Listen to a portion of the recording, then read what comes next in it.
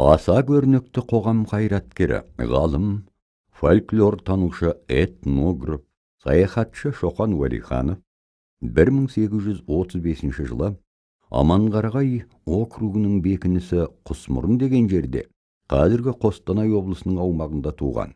Шоқан Уәлиханов қазақ тарихындағы ерекше орны бар Абылай ханның шөбересі болып келеді. Әжесі Айғанымның тәрбиесінде болған Шоқан 12 жасына дейін Құсмұрындағы мектепте оқиды. 1947 жылы әкесі Аға Сұлтан Шыңғыс Уәлихановтың ықпалымен Омбыдағы кадет корпусына оқуға түседі. Мұнда Шоқан орыс тілін тез үйреніп, орыс және батыс шығармаларын зейін сала оқи бастайды. 1853 жылы кадет корпусындағы оқуын аяқтаған Шоқан Батыс Сібірдің генерал-губернаторы Гаспорт Густав Христиановичтің адъютанты болып тағайындалады.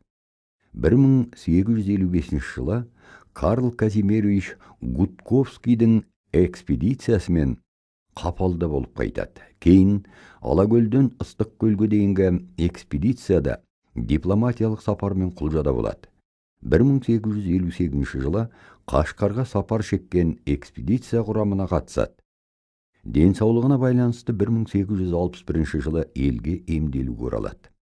1864 жылы Шоқан оңтүстік Қазақстан жерін Ресейге қосу үшін жасақталған Михаил Григорьевич Черняевтің әскери экспедициясына шақырылады.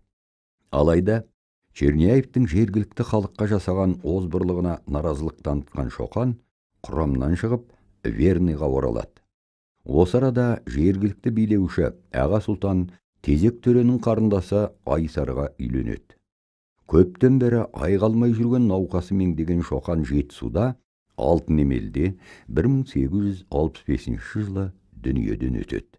Шоқанның өзі жазып алған әдеби мұралар, оларға этнографиялық тұрғыдан қарап тексеретін және әдебиет мәселесіне арналған туындылары, қазақ әдебиетін таразылауға қосылған сүбелі еңбектер. Шоқанның әдебиет мәселелері жайында құнды пікірлер айтқан шығармаларының бірі Қазақтың шежіресі деген еңбегі.